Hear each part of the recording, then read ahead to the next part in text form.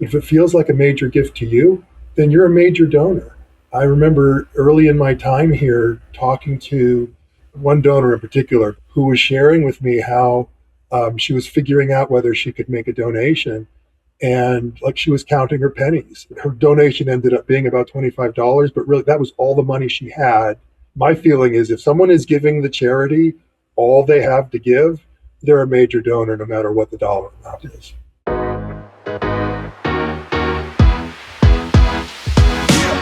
This is The Responsive Lab, a podcast that talks about fundraising, technology, and nonprofit leadership for modern nonprofits.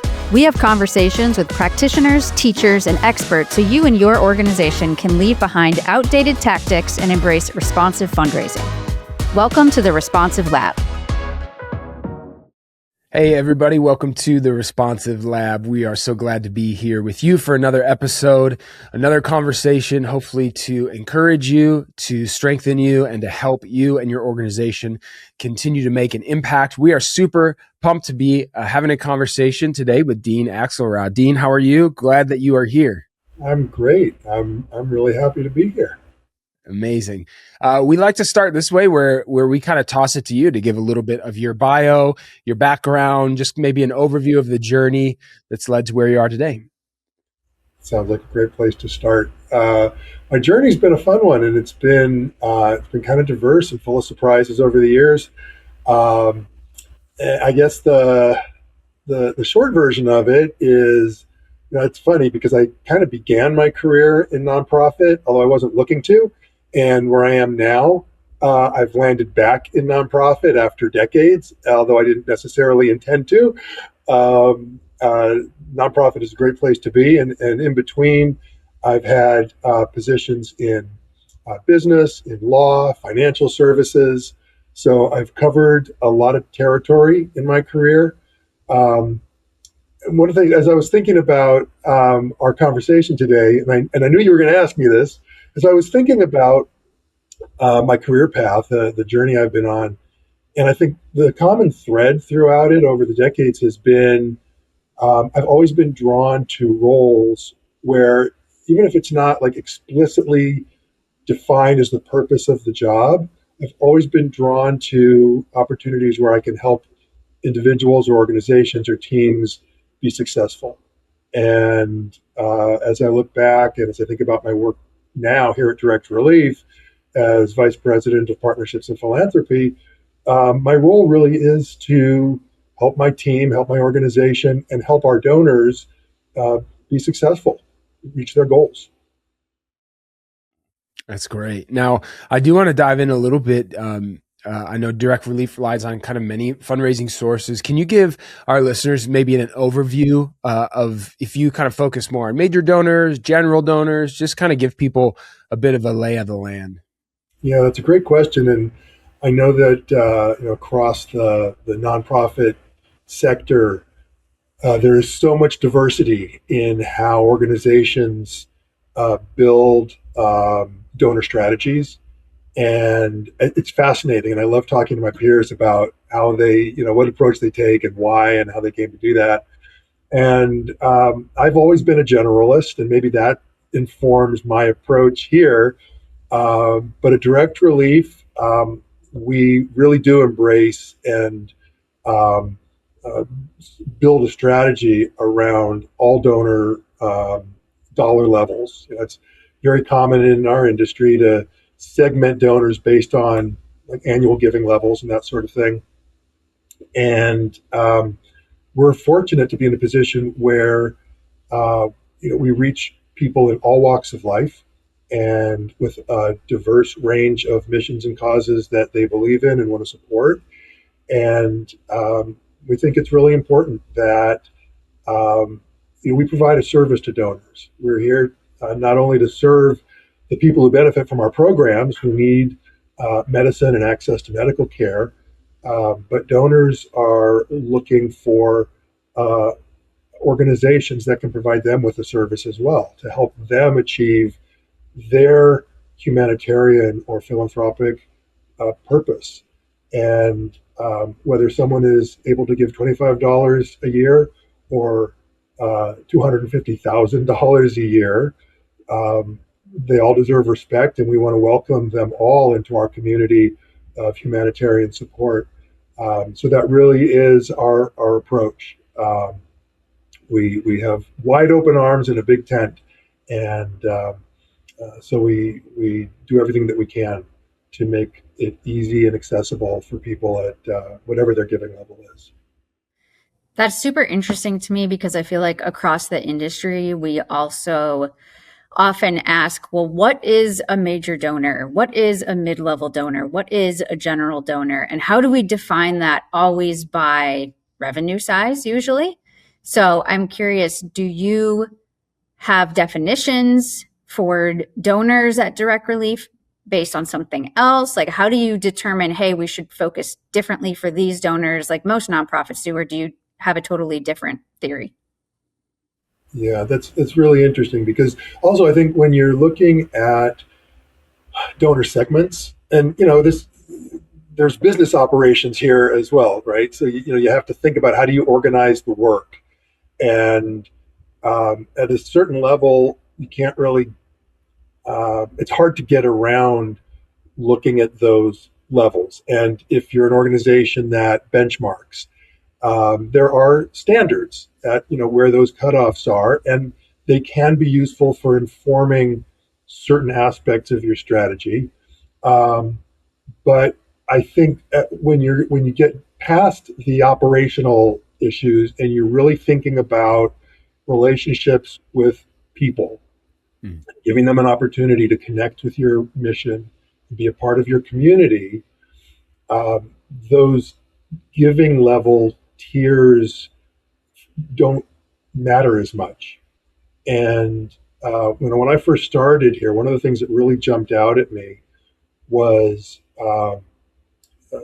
that traditional distinction of major gifts. And I thought, what makes a major donor? Do we need to define that, and how do we define it? And as I was getting to know our donor community, I realized that really what makes someone a major donor is how does their gift feel to them? And of course, large dollar amount, yeah, it's a major gift. If it feels like a major gift to you, then you're a major donor. I remember early in my time here talking to one donor in particular, but she represents many others, who was sharing with me how she was figuring out whether she could make a donation, and like she was counting her pennies and had an electric bill to pay, had to buy medicine, had to get groceries, and her donation ended up being about $25, but really that was all the money she had available to give. And my feeling is if someone is giving the charity all they have to give, they're a major donor no matter what the dollar amount is. Dean, that is so good. And I feel like we need to camp out there for a minute, because that's like such a powerful reframing of a commonly held perspective. And it is really, really true. Like, one of the things we really believe in is how do you treat every donor like a major donor, which really falls in line with that. I guess one of the things I'm curious about, though, is how did you navigate that? And was there any navigating around like changing that mindset and perspective for people on your team or at the organization that you had to kind of work through? Because I would imagine, not everyone necessarily was all there, from day one with you. Well, it is a different way of looking at things. And, if you've been sort of a traditional fundraiser, for many years, you get trained a certain way, and certain ideas get ingrained. But two things were working in my favor. One was our fundraising team was pretty small. We're still pretty small, but it was smaller. So there weren't a lot of people to have to bring on board. But secondly, our organization has always been built on some very core principles, and at the center of it is respect, mutual respect. We want to earn the respect of the people we serve through our programs, and the respect of the people whose money makes it possible. and to earn a level of mutual trust as well. And so when you start with an organization where respect is at the core, reframing this concept of major donors and the idea of treating everyone as a major donor isn't a stretch. I think it resonates, and it also, I think we've always had people on our team who are open-minded, willing to try new things. At the time I started here, a little over, I guess, 9 years ago, 9.5 years ago, um, it was interesting and surprising to me coming out of the business world that we at Direct Relief were doing something that seemed perfectly normal and ordinary, and that was relying a lot on email for communication with our donors. Out in the business world, that wouldn't have gotten a second look. But as I started to get to know peers at other organizations, I realized that many of them still weren't. We're still relying on a lot of direct mail, very expensive, and not very comfortable using email yet. And the traditional approach to donor tiers is a kind of easy, comfortable, and convenient way to figure out where you're going to invest your communication and engagement dollars. And so if your method of communication is expensive and time consuming and cumbersome, you have to figure out how to get the most effective return on investment. And one of the other core principles here at Direct Relief has always been to remember that the money we spend, no matter on what it is, whether it's executing our programs or whether it's connecting with donors and raising money, that's not really our money. We're spending other people's money. And so we want to spend it very thoughtfully and carefully and make sure that it's efficient and effective. And so it wasn't so hard for us because we were already embracing this technology. I mean, today it almost feels kind of silly to think back, like email is a major technological shift. But at the time and in the nonprofit sector broadly, a lot of organizations were not embracing it so much. But what it meant was we could expand our definition of who gets a more personalized touch. And that's really what the major donor category is about, right? It's about that level of personalization and attention, that personal attention. So when your primary mode of communication shifts from direct mail to email, you can go to scale a lot faster. You can personalize at a more focused level without significantly increasing your cost in terms of monetary expenses or time. So the cultural, the philosophical shift was really fairly easy. There wasn't really any friction. It seemed very natural, and I think it was embraced as obviously the right thing to do. Why not treat as many people as possible with that level of dignity, that level of respect that you would normally, in other organizations, maybe reserve only for the people who give the largest dollar amounts. Yeah. Yeah. Can you speak to then maybe a little bit of how your donor stewardship either changed or what that looks like? Like considering, hey, we want everyone to kind of feel this level of personalization, but also knowing, you can't necessarily make a phone call and send a handwritten letter to every single person necessarily. Like there are some ways in which you have to make those decisions. So can you speak into a little bit of that, maybe share how that has unfolded? Right. There is a point where, reality steps in, and like there are just practical issues, especially if you have a small team like we do. And you're right. You can't necessarily send a personal handwritten note to everyone. But I will say, Scott, you can probably send more of them than you think you can. Yeah. So that's something that we've learned along the way. And part of it is just making the commitment. Part of it is setting the bar high. So there is a balance, and there is I think technology comes into play. We're very fortunate to be at a time in our history where technological advances are really helping to make some of this possible. Mhm. Technology is a fraught subject. People love it, they hate it, some fall in the middle. New technology is always a source of, some people getting very anxious, and other people can't wait to embrace it and try it and see what it can do. Um, and I think, embracing it for this purpose, what better purpose is there? And so the way our stewardship works, it has evolved, and our organization's approach to fundraising has evolved in the years that I've been here. Yeah. We began, we're a, an organization that provides medicine and access to medical resources at no charge to care for people who are affected by poverty and natural disasters and other emergencies. And we have been very fortunate to have leadership that has always focused on quality of execution, do good work, make sure people can find you, um, and over the years that's happened. We've done work that's worthy of note. Journalists have talked about us. Our Charity Navigator ratings have always been very high. And because a lot of our work is around major natural disasters, that draws a lot of attention. And technology that was really taking root around the same time that email was becoming an important tool for communication was the ability of individuals to do their own homework on charities.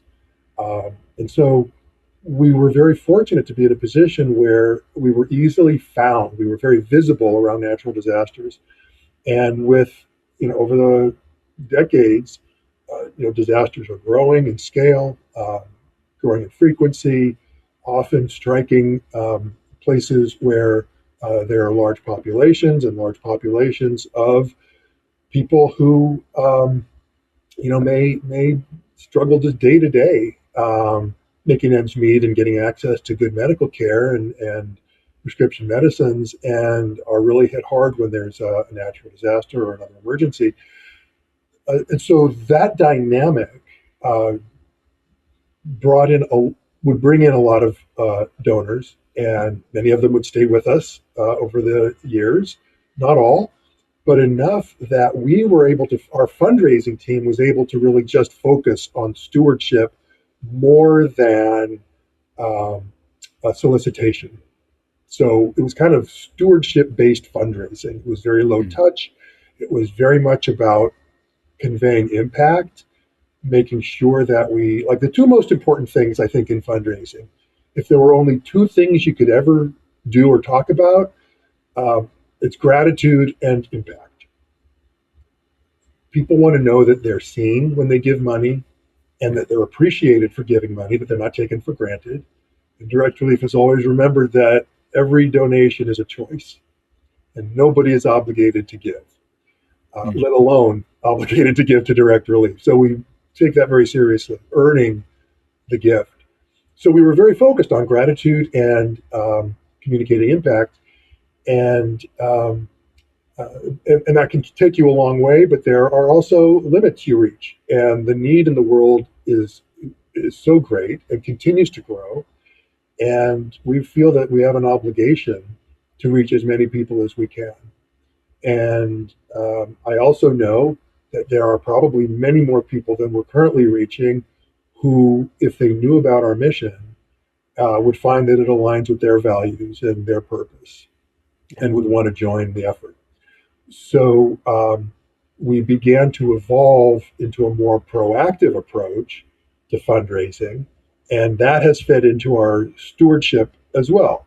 So it's, ongoing communication in a respectful way, making sure that all of our communications have value to the recipient, not just value to Direct Relief. And I Mm. think that's really at the heart of what this is about. Make sure that every phone call, email, letter, social media post carries with it some value, even if it's a request for support. make sure that it contains information that allows the donor to evaluate whether the last time they gave, they made a good choice so they can choose whether to give again. And that's going to have to do with how we're using the money, aligning with their values, and making sure that the people we reach feel respected in the process. I'm curious, how do you coach your major gift officers or fundraisers to still confidently ask while also focusing on gratitude and impact and dignity and respect for every donor? Hmm. That's an interesting question, Carly. And the reason it's making me pause is because I'm thinking about the way the question is framed. Um, how do we coach our fundraisers so that they can make a confident ask while still honoring and the dignity and respecting the donor? And when I was first listening to you ask the question, it almost seemed like an obvious one, but I want to just, if you don't mind, taking a little tangent here, Yeah. because I think it's important. Like the whole concept of asking, of the fundraising ask, like, I don't know, dozens and dozens, maybe hundreds of books have been written on the subject. And every day there are probably workshops being offered and webinars on how to ask for donations. And that by itself is a huge question just on its own. Um, and I'm thinking about your question, and it's framed as a dichotomy. And when I think about best practices in fundraising, and I've read some of the books, and I've attended some of the workshops, and I think that there isn't as much of a dichotomy as it feels like there is. I think maybe the reason we feel like there's a dichotomy is because there are too many charities that act like there's a dichotomy. I mean, if you've ever made a charitable gift, you've ended up on some lists, and you've probably gotten phone calls or letters in the mail or emails that don't feel like you're being treated with respect. And so I think it does start to feel like, wait, how do you ask for money and still treat people respectfully? You just do. Yeah. I don't think there is a conflict between the two things. And I guess that's where, like, to get to the heart of your question, how do I coach my team? First of all, it starts with who you recruit. It's who you hire.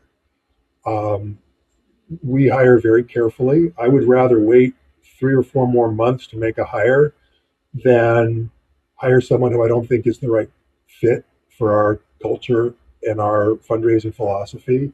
If they're not people who I think just by their nature will always treat people respectfully no matter what, then I don't think they fit at Direct Relief.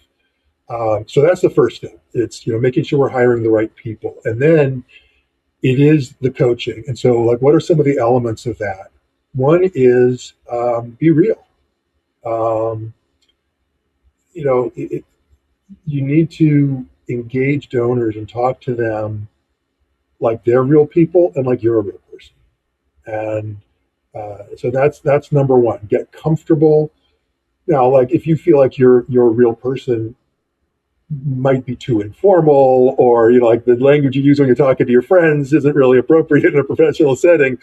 That's not what I'm talking about. But I am talking about being genuine, um, rather than being sort of performative, like acting like a fundraiser or acting like what you think a fundraiser is supposed to be. So that's really important.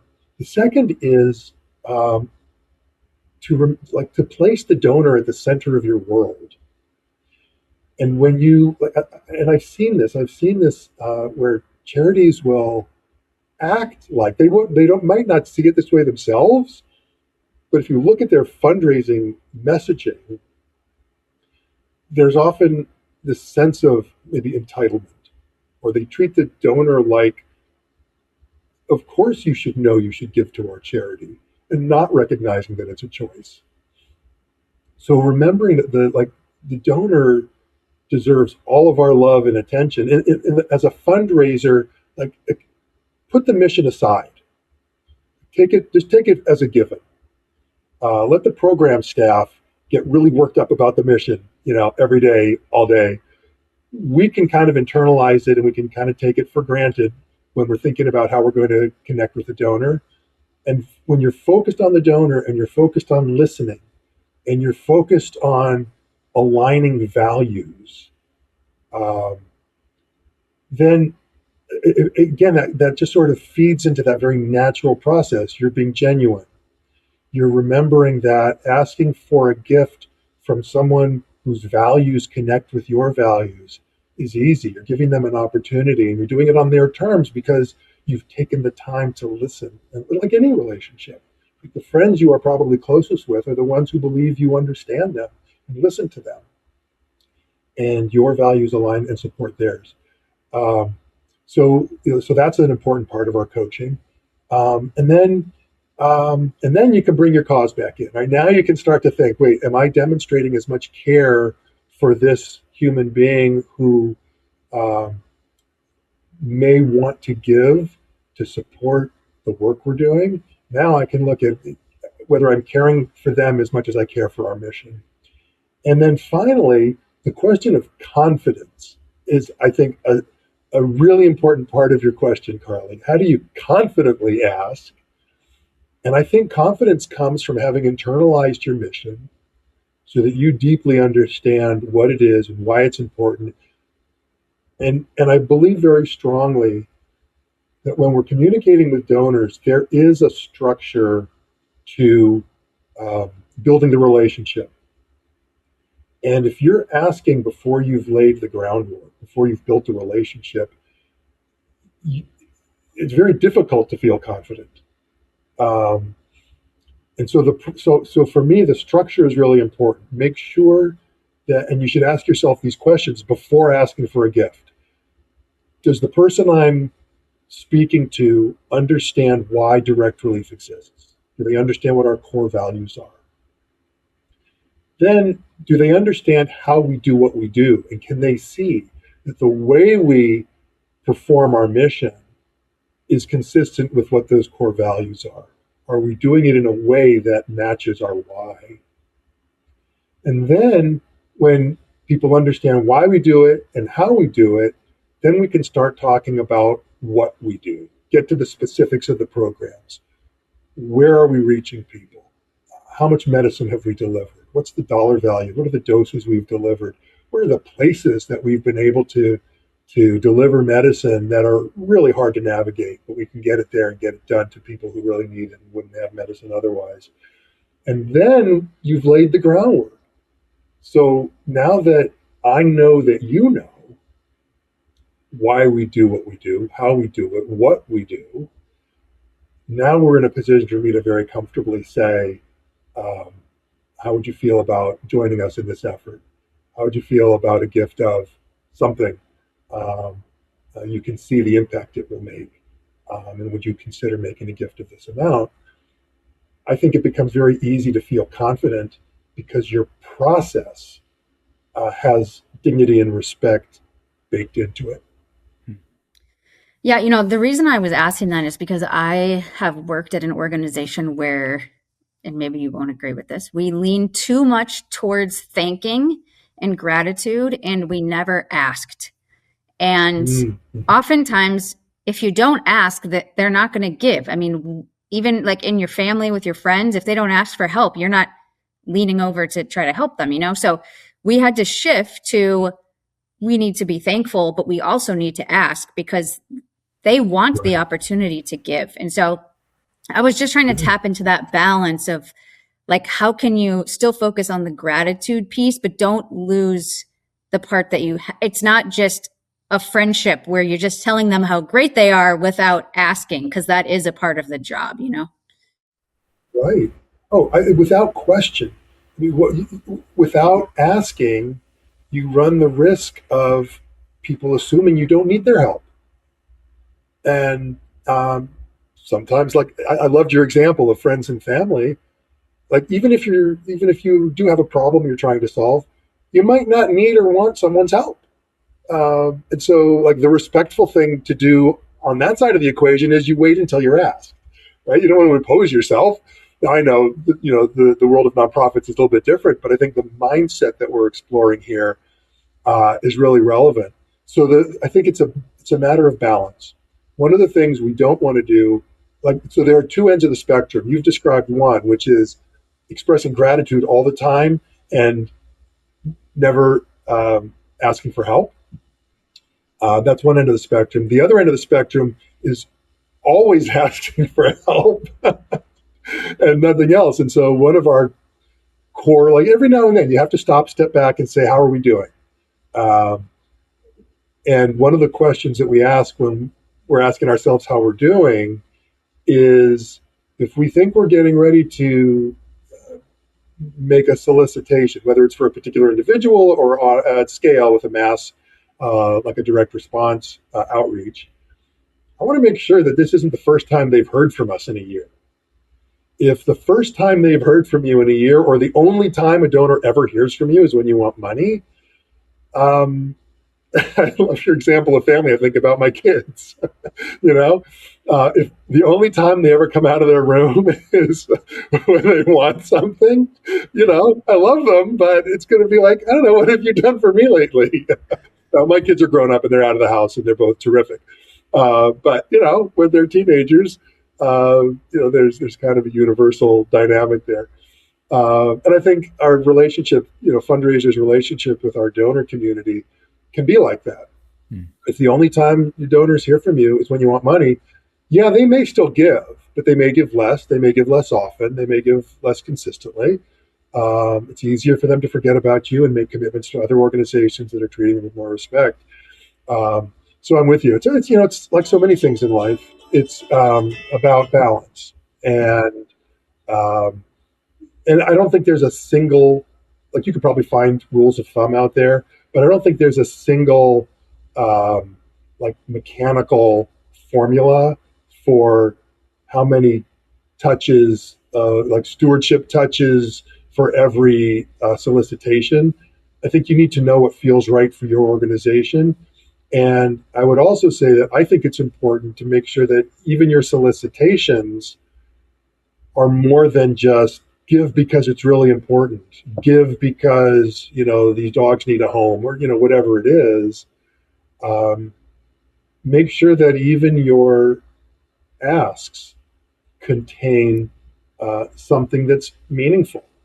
I know that when I get a fundraising solicitation, if it contains some substance, I'm much more open to it. And even if I'm not ready to give, even if I've gotten something from that organization like twice a month for the last 6 months, I may not read them all. I may see it show up and delete it, but I'm not upset that I got it.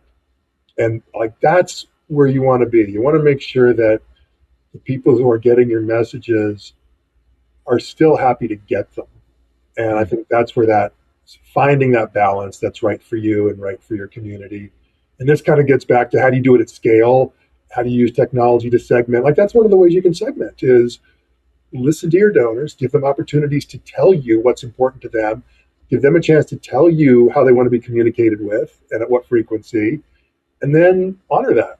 And then I think that builds into the confidence, and it allows you to stay true to your values, and also make sure that you're being honest and real with your donor community. Yeah.